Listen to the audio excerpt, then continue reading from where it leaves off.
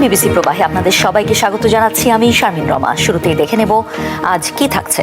ওসমান হাদির মৃত্যু, পরবর্তী প্রতিক্রিয়া এবং পত্রিকা অফিসে হামলার মতো ঘটনায় বাংলাদেশে কি আরো জোরালো বহিঃপ্রকাশ ঘটছে ভারত বিরোধী রাজনীতি? প্রথম আলো ডেইলি স্টারে হামলার ঘটনায় সরকারের ভেতরের একটা অংশ সংশ্লিষ্ট বললেন নাহিদ ইসলাম। দেশে ফেরার পর কি কি চ্যালেঞ্জের সামনে পড়তে যাচ্ছেন বিএনপির ভারপ্রাপ্ত চেয়ারম্যান তারেক রহমান?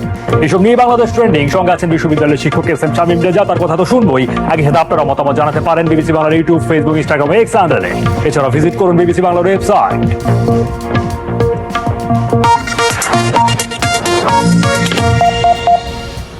ইনকিলাব মঞ্চের মুখপাত্র ওসমান হাদির মৃত্যুকে কেন্দ্র করে দেশের বিভিন্ন স্থানে হামলা, ভাঙচুর আর অগ্নিসংযোগের ঘটনা ঘটে। হামলার সাথে জড়িতরা আক্রান্তদের বিরুদ্ধে ভারতের দালাল কিংবা আওয়ামী লীগের দোসরের মতো অভিযোগগুলোই সামনে আনে। এমন প্রেক্ষাপটে আলোচনায় আসে এর মধ্য দিয়ে বাংলাদেশে ভারত বিরোধী মনোভাব আরো জোরালোভাবে বহিঃপ্রকাশ ঘটছে কিনা সেই মনোভাবের, এবং রাজনৈতিকভাবে এই মনোভাবকে ব্যবহার করা হচ্ছে কিনা এমন প্রশ্নও তুলছেন কেউ কেউ। একই সঙ্গে প্রশ্ন আসছে গণমাধ্যম এবং সাংস্কৃতিক প্রতিষ্ঠানগুলোকেই কেন টার্গেট করা হচ্ছে। তানহা তাসনিমের প্রতিবেদন।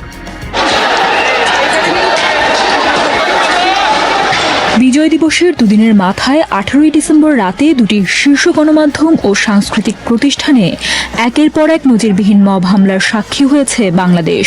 ভারতের দালাল, ফ্যাসিস্টের দোসরের মতো ট্যাগ দিয়ে এসব প্রতিষ্ঠানে করা হয়েছে হামলা, ভাঙচুর ও অগ্নিসংযোগ।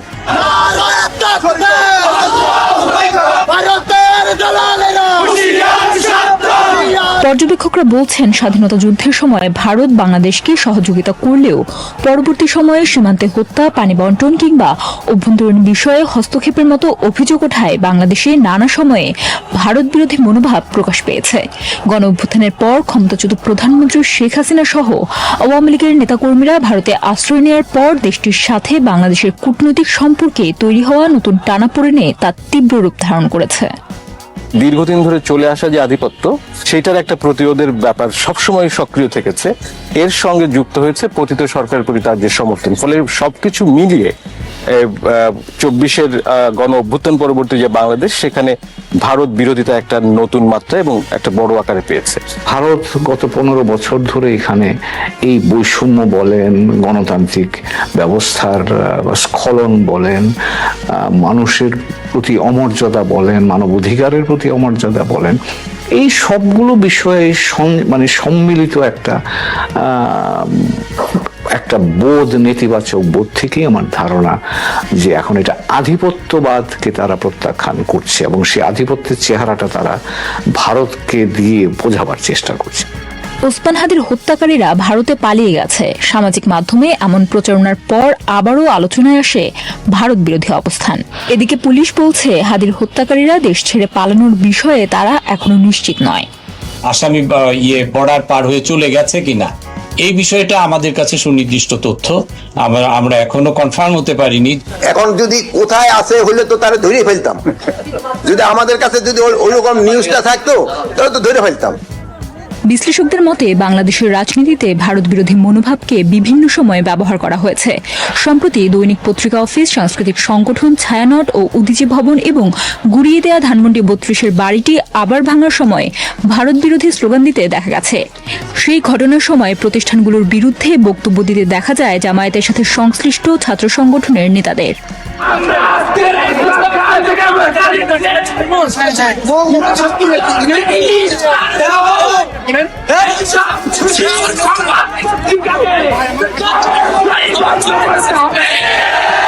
আগামীকালকে পুলিশকে করে দিতে হবে। বক্তব্যগুলো অস্বীকার না করলেও তারা এর ব্যাখ্যা দিয়েছেন ভিন্নভাবে। আগুন ধরে অগ্নিসংযোগ এগুলোর পক্ষে আমরা না, প্রথম আলো ডেইলি স্টার যে পক্ষপাতদুষ্ট আচরণ করে সেই আচরণগুলো বন্ধ করার ব্যাপারে বলতে চেয়েছিলাম। বিগত সময়গুলোতে ওবিসি বা ছায়ানট তারা যে কালচারালি আওয়ামী লীগকে লেজিটিমাইজ করছে, আমি সেটাকে ভেঙে দেওয়ার কথা বলছি তসনাদ বলতে। আর নেতাদের মুখ ফসকে বলা কথার কারণে হামলার দায় ইসলামী ছাত্র শিবিরের উপর চাপানোর ষড়যন্ত্র হচ্ছে দাবি করে তার প্রতিবাদ জানিয়েছে সংগঠনটি।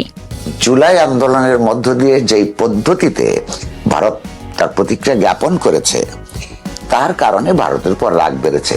এরা যারা বাংলাদেশে এই হাদির মৃত্যুকে কেন্দ্র করে নিজেদের একটা ধর্মবাদী রাজনীতিকে সংহত করতে চায়, তারা সেটাকে নতুন করে আরো বেশি করে ব্যবহার করবার চেষ্টা করছে। যখন এই দেশের গণতান্ত্রিক প্রতিষ্ঠানগুলিকে ধ্বংস করবার জন্যে দেশেরই মানুষরা, এক শ্রেণীর মানুষরা তৎপর হয়, তখন এই ভারত বিরোধী স্লোগানটা সামনে রাখলে তাদের এক ধরনের সুবিধা দেয়।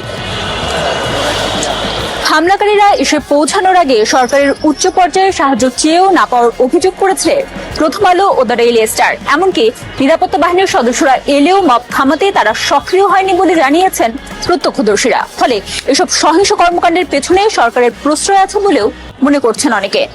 এটা আসলে সামগ্রিকভাবে এই অন্তর্বর্তী সরকারের ব্যর্থতা। এই সরকার একেবারেই তার যে প্রতিষ্ঠানগুলো আছে তাদের কোনো কিছুর উপরে তার কোনো কর্তৃত্ব আছে বলে প্রমাণ পাওয়া যাচ্ছে না। অনেকাংশে মনে হচ্ছে যে সরকারের এই অন্তর্বর্তী সরকার সম্ভবত এই সমস্ত উস্কানি, এই সমস্ত সহিংসতাকে প্রশ্রয় দিচ্ছে। হামলার ঘটনায় ৩ শতাধিক অজ্ঞাত ব্যক্তিকে আসামি করে মামলা করেছে ছায়ানট। দুটি পত্রিকা অফিসে হামলার ঘটনায় গ্রেফতার হয়েছে ৯ জন। যদিও ঘটনার দিন সামাজিক মাধ্যমে ভাইরাল হওয়া অনেক ভিডিওর একটিতে সেনাবাহিনীর একজন কর্মকর্তাকে হামলাকারীদের সাথে দিন দরবার করতে দেখা যায়।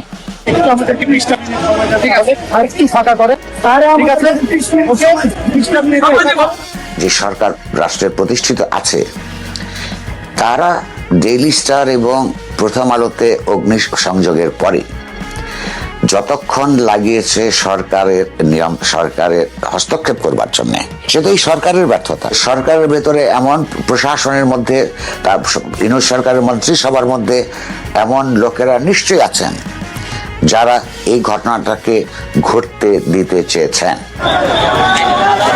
অন্তর্বর্তী সরকারের ১৬ মাসের শাসনে একটি বড় ইস্যু ছিল আইন শৃঙ্খলা পরিস্থিতি। বিশ্লেষকদের মতে নির্বাচনের মাধ্যমে কেবল এই অস্থিতিশীল পরিস্থিতি থেকে উত্তরণ সম্ভব। তবে নির্বাচন বানচালে ভারত বিরোধী মনোভাব ব্যবহার করে সহিংসতা উস্কে দেওয়া হচ্ছে, এমন সন্দেহ প্রকাশ করছেন রাজনীতিবিদদের অনেকে। Tanha Tasnim, BBC news Bangla. সঙ্গে আছেন বিশ্ববিদ্যালয়ের শিক্ষক এস.এম. শামীম রেজা। অধ্যাপক শামীম রেজা, আগে থেকেই আওয়ামী লীগ আমলে শেখ হাসিনার সময়কালে বিতর্কিত নির্বাচনের পর আওয়ামী লীগের ক্ষমতায় থাকার পেছনে অনেকেই ভারতের সমর্থন, একতরফা সমর্থন, সেগুলোকে উল্লেখ করে থাকেন। ফলে একটা ভারত বিরোধী অবস্থান খুব আগে থেকেই বাংলাদেশে বহাল ছিল। ওসমান হাদির মৃত্যুর ঘটনা সেটিকে কিভাবে এক্সিলারেট করেছে, ত্বরান্বিত করেছে, একটু বুঝতে চাই। অনেক আগে থেকেই ছিল, বাংলাদেশ স্বাধীন হওয়ার আগে থেকেও ছিল, যুক্তফ্রন্টের সময় ছিল, 60-এর দশকে ছিল। স্বাধীনতার অব্যবহিত পরে মৌলানা ভাসানীও আধিপত্য বিরোধী বক্তব্য দেন যে বাংলাদেশের উপর আধিপত্য বিস্তার করছে, এবং প্রতিবেশী দেশকে মাঝে মধ্যে তিনি হুঙ্কার দিতেন। কিন্তু সেটা ওই রেটরিকের মধ্যেই ছিল। বাংলাদেশে একটা বিশেষ রাজনৈতিক দল ছিল যারা প্রায়শই ভারতীয় হাইকমিশন ঘেরাও করত এবং বাইতুল মোকাররম বা এই সংলগ্ন এলাকাগুলোতে তারা ভারত বিরোধী বক্তব্য দিত এবং গণমাধ্যমের শিরোনাম হতো। এবং 90-এর পরে যদি আপনি দেখেন, বিভিন্ন সময় কূটনৈতিক টেনশন কিন্তু হয়েছে, কিন্তু সেটা প্রলম্বিত হয়নি, সেটা ওইভাবে দীর্ঘস্থায়ীও কখনো হয়নি এবং খুব দ্রুত সমাধানযোগ্য ছিল। পুরনো কারণগুলো যদি দেখেন তাহলে দীর্ঘ 80-র দশকের গঙ্গার পানি পাওয়া নিয়ে, ফারাক্কা বাঁধ নিয়ে যথেষ্ট পরিমাণ অসন্তোষ ছিল। 70-এর শেষ থেকে 80-র দশক পর্যন্ত লং মার্চ হয়েছে, অনেক কর্মসূচি হয়েছে। আমরাও ভারত বিরোধী স্লোগান দেওয়ালে দিতে দেখেছি রুশ ভারতের দালালরা, আবার অন্য পক্ষ লিখতেন পেন্টাগনের সমর্থকেরা, এভাবে পাল্টাপাল্টি চলতো। কিন্তু যেটা এখন দেখছেন সেটা একেবারেই আগের ঘটনা থেকে ভিন্ন। এটার সাথে কোনো দশকের অভিজ্ঞতা মেলে না, কোনো রাজনৈতিক সময়ের অভিজ্ঞতা মেলে না। একটা অব্যবহিত যেটা ঘটেছে সেটা নিঃসন্দেহে যে গত 15 বছরের একটা যে আমরা যে প্রত্যক্ষণটা জনগোষ্ঠীর একটা বড় অংশ করেন যে তাদের এই এক ধরনের বিতর্কিত নির্বাচনকে সমর্থন দেওয়া, এই সরকারকে শর্তহীনভাবে দেওয়া, বিভিন্ন চুক্তির ব্যাপারে আপত্তি ছিল, কিন্তু তারপরে সীমান্তে হত্যা বন্ধ হয়নি।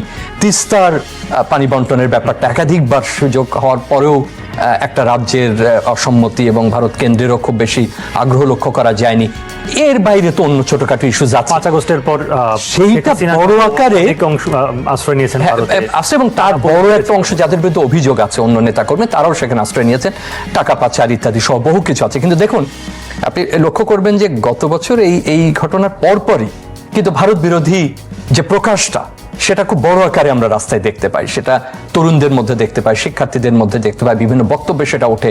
আপনি বিভিন্ন দেয়ালেও সেই পুরনো আদলে লেখা হতে থাকে। আপনি কিভাবে বর্ণনা করবেন? এখন যেটা হচ্ছে যে আমাদের প্রাথমিকভাবে যেটা ব্যাখ্যা করা যেতে পারে যে আগের যে একটা ক্ষোভ কিংবা যে প্রত্যক্ষণ যে সবকিছুর জন্য ভারত দায়ী বা ভারত পেছন থেকে একজনের মদত দিচ্ছে, সমর্থন দিচ্ছে, তার হয়তো একটা প্রাথমিক বহিঃপ্রকাশটা ঘটেছে একেবারে অভ্যুত্থান পরবর্তী সময় বেশ কিছুদিন সেটা চলেছে। কিন্তু এখন হাদির মৃত্যুকে কেন্দ্র করে যেটা, সেটার অনেকগুলো ব্যাখ্যা দেওয়া যায়। এক মনে রাখতে হবে যে হাদি নিজেও আধিপত্যবাদ বিরোধী বক্তব্য দিয়েছেন, তার সমর্থকদের মধ্যেও এই যুক্তির পক্ষে সমর্থন আছে।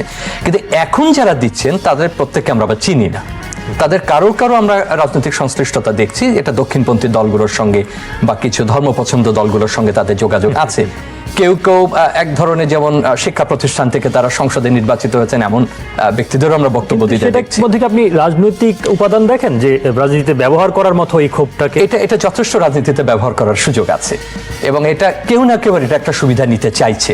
একটা হলো তরুণদের একটা আবেগ আছে, যেটা আগেও বলেছি, কিন্তু সেই আবেগটা এত বড় কূটনৈতিক সংকটের দিকে ধাবিত হতে পারে এমন প্রাথমিকভাবে মনে হয়নি। কারণ আমরা কারণগুলো বলেছি বা আমরা কারণগুলো জানি যে কি কি কারণে তাদের সেই ক্ষোভটার প্রকাশ হতে পারে। সেটার যৌক্তিক কি অযৌক্তিক, ভালো কি মন্দ, সেটা পরের আলোচনা।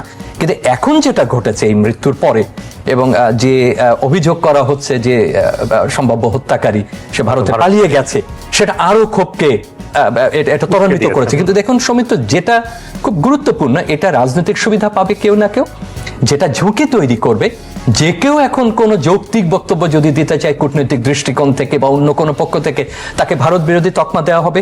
আপনি টেলিভিশন আলোচনা বা গণমাধ্যমের আলোচনাতেও তাকে ভারত বিরোধী তকমা দেওয়া যেতে পারে। গণমাধ্যমে কেউ যদি আরো উদারভাবে কেউ আলোচনা করতে চায় বলুন কূটনৈতিক সম্পর্কে, সেদিক থেকে সেটা ঝুঁকিপূর্ণ। এমনকি ভারতের ঘরোয়া রাজনীতিতেও এর একটা প্রভাব আছে, যেটা হয়তো পশ্চিমবঙ্গ, আসাম বা এই সমস্ত অঞ্চলের রাজনীতিতেও এই বিষয়টা ব্যবহার করার একটা সুযোগ থাকবে। প্রথম আলো ও ডেইলি স্টারে হামলা, ভাঙচুর ও অগ্নিসংযোগের ঘটনার সাথে সরকারের ভেতরের একটা অংশের সংশ্লিষ্টতা রয়েছে বলে মন্তব্য করেছেন অন্তর্বর্তী সরকারেরই সাবেক উপদেষ্টা এবং বর্তমানে জাতীয় নাগরিক পার্টি এনসিপির আহ্বায়ক নাহিদ ইসলাম। মিস্টার ইসলাম বলেন, আমাদের স্লোগানগুলো ব্যবহার করে তারা সেখানে আক্রমণ করেছে এবং সেটার পক্ষে সম্মতি তৈরি করেছে। সম্পাদক পরিষদ ও news paper owners association NOAB আয়োজিত মব ভায়োলেন্সে আক্রান্ত বাংলাদেশ শীর্ষক যৌথ প্রতিবাদ সভায় তিনি একথা বলেন। সভায় নোয়াব সভাপতি একে আজাদ বলেন, প্রথম আলোতে আগুনের পর ডেইলি স্টারেও তারা যাবে ভেবে সরকারের এমন কোনো সংস্থা নেই, এমন কোনো ব্যক্তি নেই যার কাছে মাহফুজা নাম ডেইলি স্টারের সামনে প্রোটেকশনের অনুরোধ করেননি, তবে তাতে সাড়া পাওয়া যায়নি উল্লেখ করে তিনি আরও বলেন, আর 15 মিনিট আগুন জ্বললে অনেকে মারা যেতেন। বিএনপি মহাসচিব মির্জা ফখরুল ইসলাম আলমগীর একই সভায় তার বক্তৃতায় বলেছেন, আজ প্রথম আলো বা ডেইলি স্টার নয়, গণতন্ত্রের উপর আঘাত এসেছে, স্বাধীনভাবে চিন্তা ও কথা বলার অধিকারের উপর আবার আঘাত এসেছে। অন্যদিকে হামলার রাতে পুলিশের নিষ্ক্রিয় ভূমিকা পালনের যে অভিযোগ উঠেছে, সেক্ষেত্রে হামলাকারীদের বিরুদ্ধে শক্ত ব্যবস্থা নিতে না পারার কথা স্বীকার করেছে পুলিশ। তবে শুরুর দিকে পরিস্থিতি নিয়ন্ত্রণে রাখার জন্য পুলিশ সর্বোচ্চ চেষ্টা করেছে বলে দাবি করেছেন ডিএমপির অতিরিক্ত কমিশনার এসএন মোহাম্মদ নজরুল ইসলাম। সঙ্গে আছেন বিশ্ববিদ্যালয়ের শিক্ষক এসএম শামীম রেজা, তার সঙ্গে কথা বলতে চাই এই বিষয়গুলো নিয়ে। সরকারের ভূমিকাটাকে কিভাবে বিশ্লেষণ করবেন? নুরুল কবির এর আগে বলছিলেন যে সরকারের মধ্যে কেউ হয়তো এই ঘটনাটা ঘটতে দিতে চেয়েছেন। সরকারের একজন সাবেক উপদেষ্টা সরকার অংশ ছিলেন, তিনি বলছেন যে সরকার একটা অংশ সংশ্লিষ্ট ছিল। একটা হচ্ছে হাদির হত্যাকাণ্ডের পরের যে সহিংস ঘটনাগুলো আমরা পর্যবেক্ষণ করলাম বা যে ঘটনাগুলো সংস্কৃতি প্রতিষ্ঠানগুলোর উপর, গণমাধ্যমের উপরে, এমনকি রাজনৈতিক পরিচিত এমন ব্যক্তির বাড়িতে অগ্নিসংযোগের ঘটনা ঘটছে। লক্ষ্মীপুরে তো ভয়াবহভাবে তালা বন্ধ করে সেখানে অগ্নিসংযোগ করা হয়েছে। এই সবগুলো দেখে যে কারণে মনে হতে পারে যে এই ঘটনা প্রবাহের উপরে বা যারা সংগঠন করছেন তাদের উপর সরকারের কোনো নিয়ন্ত্রণ আছে কিনা, এবং সেই প্রশ্ন ওঠাটা কিন্তু খুব অবাস্তব নয়। সরকারের কোন বিষয়গুলোকে ভিত্তি হিসেবে ধরছেন? যেটা নাহিদ যে প্রসঙ্গ তুলেছেন, এটার প্রকাশ্য আলোচনা করা খুব কঠিন। মানে যতক্ষণ আপনি গভীর অনুসন্ধান না করতে পারছেন, তিনি সরকারে ছিলেন, তার অনেক ধরনের তথ্য প্রবেশাধিকার ছিল যেটা আমাদের নাই বা অনেকেরই নাই। সুতরাং আমাদের পক্ষে মত দেওয়াটা এখানে খুব কঠিন যে সরকারের পক্ষে বা সরকারের মধ্য থেকে কেউ কাজটা করেছে কিনা। কিন্তু এটা কিন্তু ক্রমশ জোরদার হচ্ছে যে সরকারের কতটুকু নিয়ন্ত্রণ আছে, যে নিয়ন্ত্রণটা থাকলে এই ঘটনাগুলো সম্পর্কে আগাম তথ্য পাওয়া যায় এবং সেই ধরনের ব্যবস্থা গ্রহণ করা যায়। সুতরাং সম্ভবত ওই বিবেচনা থেকেই সন্দেহগুলো আরো ঘনীভূত হচ্ছে, ভূমিকাটাকে প্রশ্নের মুখে, সরকারি ভূমিকা প্রশ্নের মুখে হচ্ছে। পুলিশের যে ভূমিকা, আপনি যদি এই ভিডিও চিত্রগুলো বিশ্লেষণ করেন বা প্রত্যক্ষদর্শীদের সঙ্গে আলাপ করেন বা ঘটনাস্থলে যারা ছিলেন, তাতে মনে হয় যে তারা আগে থেকে কিন্তু অনুমান করতে পারছিলেন এবং একটা ধারণা করতে পারছিলেন এমন কিছু ঘটতে পারে। এবং দুটো গণমাধ্যম থেকে যখন সাহায্য চাওয়া হয়েছিল, আশানুরূপ সাহায্য কিন্তু আসেনি, আসলে কোনো সাহায্যই ওই অর্থে প্রাথমিকভাবে আসেনি। তবে সেটা তো খুব উদ্ধার করতে যারা যাবেন দমকল সেটা তো খুব গুরুতর প্রশ্ন। এটা ঢাকার একদম প্রাণকেন্দ্রে অবস্থিত দুটো গণমাধ্যম প্রতিষ্ঠান বা ভবন। এটা যদি ঢাকার বাইরে হতো তাহলে তো অবস্থা আরো খারাপের দিকে যেত। এটা যদি স্থানীয় কোনো গণমাধ্যম হতো তাহলে তো একেবারেই ঠেকানো যেত না। তো সেই ব্যবস্থা কেন নেওয়া হলো না সে প্রশ্ন কিন্তু বারবারই উঠতে থাকবে। এমনকি পুলিশ দুঃখ প্রকাশ করেছে, তার এক ধরনের অসহায়ত্ব সে প্রমাণ করেছে, কিন্তু অনেকেই বলেছেন যে আর একটু আগে যদি পুলিশ তৎপর হতে পারতো তাহলে হয়তো পরিস্থিতি কিছুটা হলো ঠেকানো যেত। আমরা এটা মানি যে যখন হাজার হাজার আক্রমণকারী চলে আসেন সেখানে 50-100 জন পুলিশ খুব বেশি কিছু করতে পারেন না, উল্টা সংঘাতের সম্ভাবনা তৈরি হয়। কিন্তু এই যে সক্ষমতার প্রশ্নটা উঠছে যে আগে থেকে তথ্যগুলো কেন নাই, তাহলে যে প্রতিষ্ঠানগুলোর দায়িত্বই আগাম তথ্য প্রদান করা, কারণ যে মুভমেন্টটা হয়েছে, মানুষ তো একত্রিত হয়েছে, কোথাও না কোথাও সামাজিক মাধ্যম হোক বা যেভাবেই হোক তারা বার্তাটা পৌঁছে দিয়েছে, তারা একত্রিত হয়েছে। আর একটা হলো যে তাদের কারোর নাম ব্যবহার করা বা স্লোগান ব্যবহার করা, এটাও খুব জটিল পরিস্থিতি তৈরি করছে। মানে এটা এইভাবে বলা যাবে না যে তারা তাদের লোক না, আবার কেউ স্লোগান ব্যবহার করলেও এটা কেউ তাকে চিহ্নিত করার ক্ষেত্রে সেটা কঠিন হয়ে পড়ে, সংশয় তৈরি করে। গত 1.5 বছর ধরেই তারেক রহমানের দেশে ফেরা নিয়ে অনেক আলোচনা হয়েছে। অবশেষে সুনির্দিষ্ট তারিখ পাওয়া গেল যে 25শে ডিসেম্বর আসছেন তিনি। তবে এলে তার সামনে কত ধরনের চ্যালেঞ্জ থাকবে, অচিয়তনীলার প্রতিবেদনে বিস্তারিত। সামনে কিন্তু আমাদের কঠিন সময়, ষড়যন্ত্র থেমে নেই এবং এই নির্বাচনও কিন্তু খুব সহজ নয়। দীর্ঘদিন বিদেশে অবস্থানের পর বিএনপির ভারপ্রাপ্ত চেয়ারম্যান তারেক রহমানের দেশে ফেরার অপেক্ষায় রয়েছেন দলটির নেতাকর্মীরা। 2007 সালে সেনা সমর্থিত তত্ত্বাবধায়ক সরকারের সময় দুর্নীতির অভিযোগে আটক হয়ে 18 মাস কারাগারে থাকার পর 2008 সালে মুক্তি পেয়ে সপরিবারে যুক্তরাজ্যে চলে গিয়েছিলেন তারেক রহমান। এখন নির্বাচন সামনে রেখে দেশে আসছেন তিনি। 2024 সালের আওয়ামী লীগের সরকারের পতনের পর থেকে বিশেষ করে মা খালেদা জিয়ার স্বাস্থ্যের সংকটাপন্ন অবস্থায় তারেক রহমান দেশে না ফেরায় সমালোচনা কম হয়নি। এখন দেশে ফেরার সাথে অনেক ধরনের কঠিন চ্যালেঞ্জ অপেক্ষা করছে তার সামনে। জনসাধারণের কাছে তার ব্যাপারে কোনো স্বচ্ছতা নেই। জনসাধারণের অনেক প্রশ্ন আছে, তিনি কেন এতদিন আসেননি, তিনি ওখানে কোন স্ট্যাটাসে থাকলেন, কেন মায়ের অসুস্থতার সময়ও আসতে পারলেন না, আর এই কথা বললেন যে তিনি একা সিদ্ধান্ত নিতে পারছেন না এবং সে কথা বলতেও পারছেন না। তো এইগুলো নিয়ে যে অস্বচ্ছতা আছে তার সম্পর্কে, সেটা কিন্তু একটা নেতা হওয়ার ক্ষেত্রে সমস্যা। তিনি কি যাওয়ার সময় সেনাবাহিনীর কাছে বা সেনাবাহিনীর কোনো অংশের কাছে কোনো মুচলেখা দিয়ে গিয়েছিলেন যে আমি আর রাজনীতি করবো না? সেটি কি অবসান ঘটেছে বা কিভাবে ঘটছে এটা আমাদের দেখতে হবে। এছাড়াও আরেকটি প্রশ্ন সামনে এসেছে, সেটি লন্ডনে তার আয় ব্যয়ের উৎস। এর কোনো সঠিক উত্তর এখনো নেই। দীর্ঘদিন পর দেশে ফিরে খাপ খাওয়ানোর চ্যালেঞ্জও আছে। ব্যক্তিগত সেসব দিক ছাড়াও তারেক রহমানের নিরাপত্তার শঙ্কা অনেকবারই সামনে এসেছে। খালেদা জিয়ার নিরাপত্তা সুবিধার আওতায় পরিবারের সদস্য হিসেবে অথবা দলের নেতা হিসেবে অবশ্য তারেক রহমানের বিশেষ নিরাপত্তার সুযোগ আছে। আবার জনসংযোগের ক্ষেত্রে এটিও প্রতিবন্ধকতা হতে পারে। আরেকটি প্রশ্ন হচ্ছে, তিনি ট্রাভেল পাস নিয়ে আসার পর তার কি লন্ডনে ফেরার সুযোগ থাকবে, বা তার কি যুক্তরাজ্যের পাসপোর্ট রয়েছে? তার পলিটিক্যাল অ্যাসাইলাম তো কোনোভাবেই অন্যভাবে বা নাগরিকত্বের দৃষ্টিকোণ থেকে দেখা উচিত নয়। সেটা পলিটিক্যাল অ্যাসাইলামটা শেষ হয়ে যাবে যেদিন তিনি বাংলাদেশের ট্রাভেল পাসটা গ্রহণ করবেন, সেদিন সেই ব্যবস্থা হয়েছে এবং সেই নিরিখে 25 তারিখে বাংলাদেশ বিমানের কমার্শিয়াল ফ্লাইটে তিনি টিকিট করেছেন। আমি শতভাগ নিশ্চয়তা দিয়ে বলছি তিনি কোনো দেশের নাগরিকত্ব গ্রহণ করেন নাই, পাসপোর্ট নেন নাই, তিনি ছিলেন রাজনৈতিক আশ্রয়। ফেরত উনি আসতেছেন, ফেরত যাচ্ছেন না। এবার আসা যাক দলীয় পর্যায়ের সমস্যায়।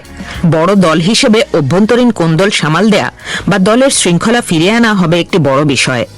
অনেক বিশ্লেষক এও মনে করেন যে 2006 সাল পর্যন্ত বিএনপি শাসনামলে তারেক রহমানকে ঘিরে অতীত অভিযোগের প্রেক্ষিতে জনগণের কাছে ভাবমূর্তি পরিবর্তন ও আস্থা ফেরানোর চ্যালেঞ্জও আছে।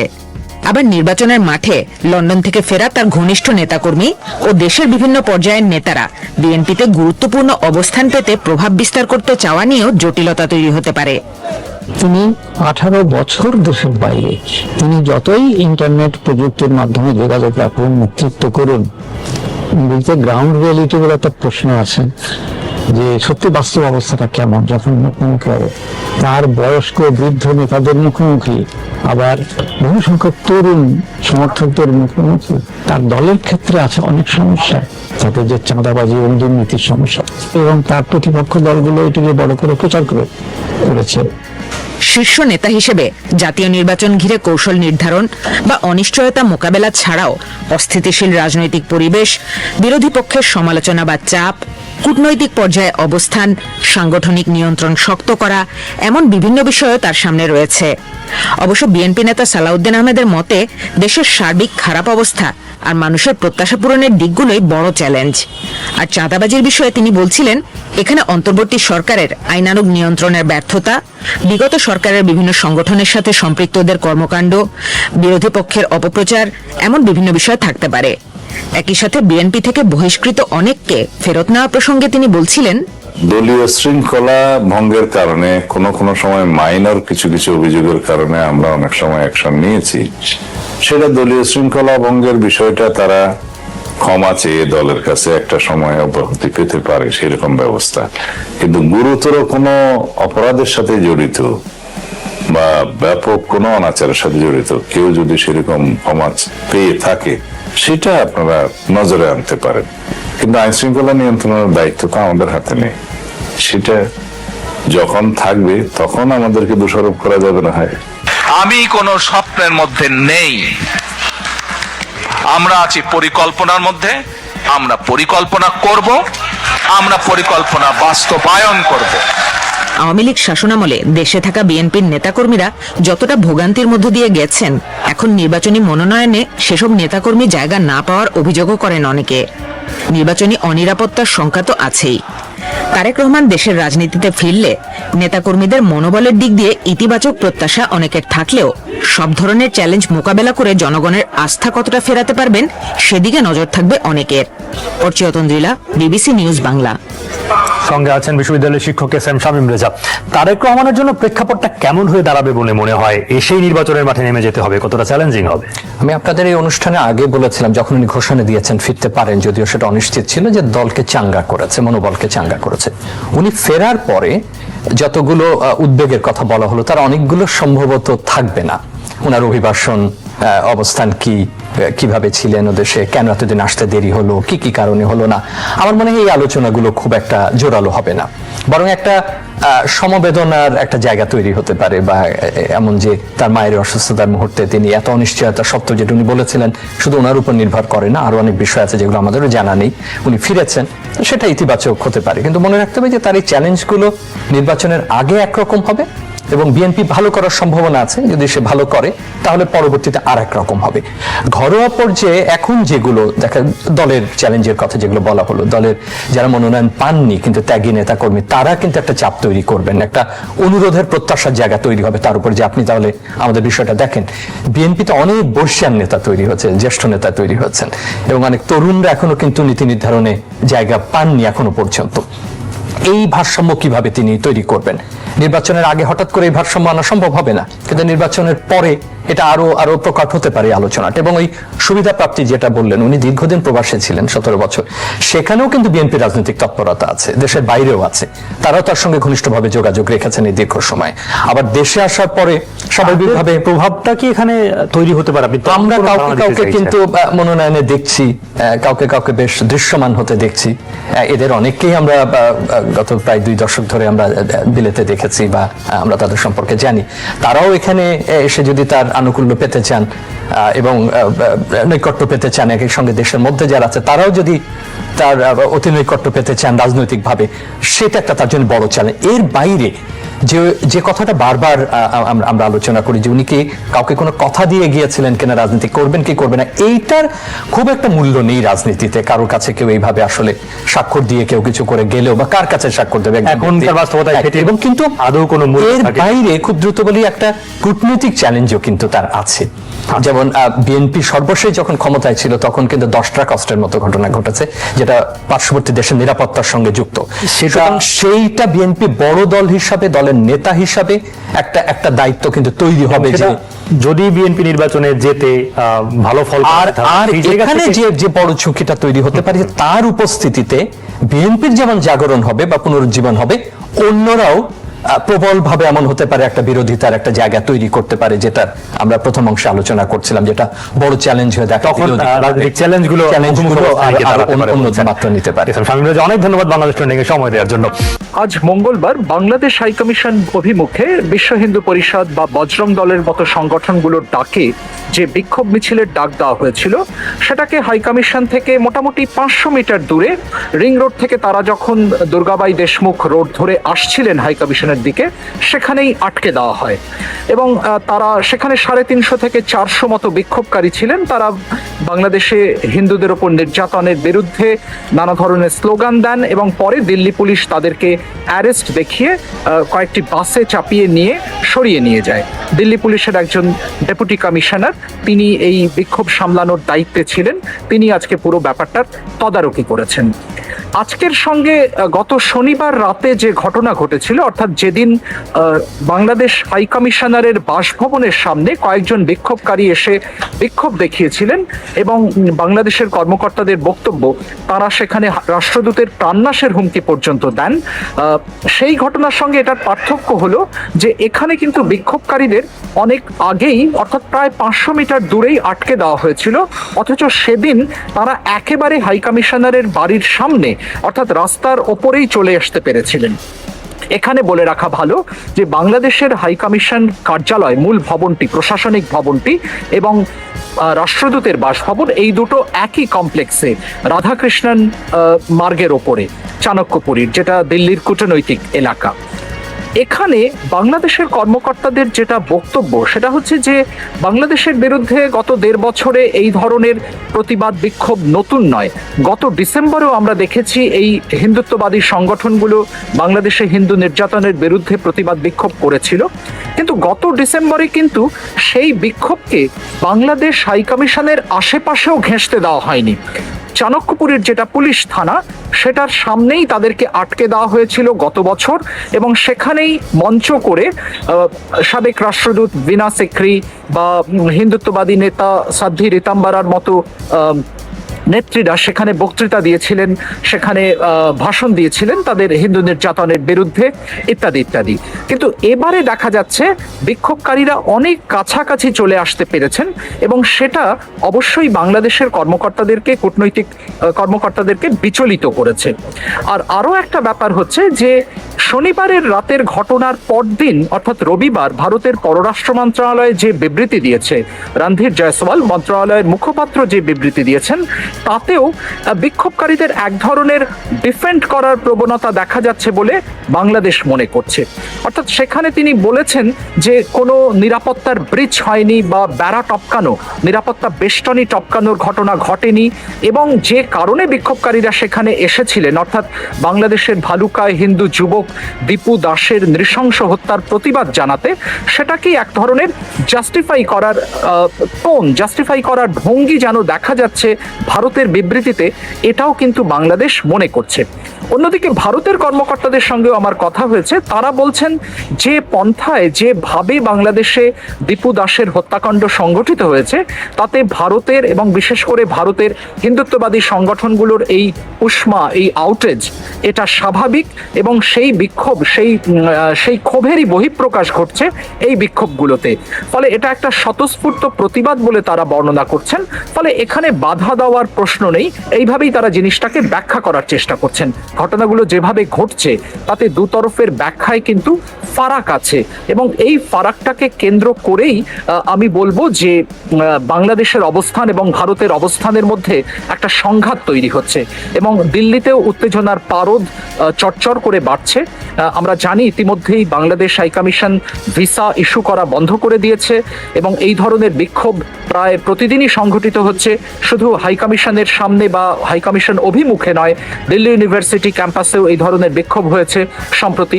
ফলে সংঘাতের পারদ ঊর্ধ্বমুখী এবং এটাকে কেন্দ্র করে দুদেশের সম্পর্ক নতুন করে আরও বিষিয়ে উঠছে, এটাতেও কোনো সন্দেহ নেই। Shubhajyoti Ghosh, BBC news Bangla, Delhi. সবাইকে শুভকামনা জানিয়ে আমি শারমিন রমা আজ এখানেই বিদায় নিচ্ছি। ভালো থাকবেন।